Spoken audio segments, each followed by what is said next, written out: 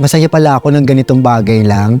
Yung makatulong ng konti sa tao, tapos makangiti sa'yo yung mga pasyente mo. Masarap sa feeling yun.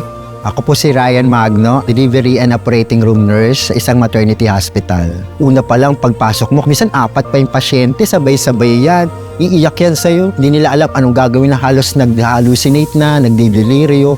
Minamassage ko yan para ako talagang asawa nila. Yung konting kwento ko lang, minsan pinapatawa ko sila to ease their pain. Pag ako nagkasakit, inuuna ko lang talagang uminom ng BioFlu. Pag sobrang pagod na, Enervon na yan. Pag nakita ng mga co-nurse ko, Ryan, mukhang naka-vitamins ka na naman kasi ang daldal ko. Minsan nagpapatawa pa ako. Talagang likas sa akin yung maalaga emotional satisfaction. Para sa akin, halagang Unilab, parang nanay siya Yung andyan lang sa tabi, maaasahan siya, parang andyan lang siya parati. Yung saya pala, hindi naman nabibili talaga ng pera yan tsaka ng bagay Simpleng pagtulong mo, magiging masaya ka pala. Kung nag-thank you yung pasyente, mahawakan yung kamay mo. Nurse Ryan, thank you ha. Yun ang di ko mapapalitan ng kahit anong perang kapalit.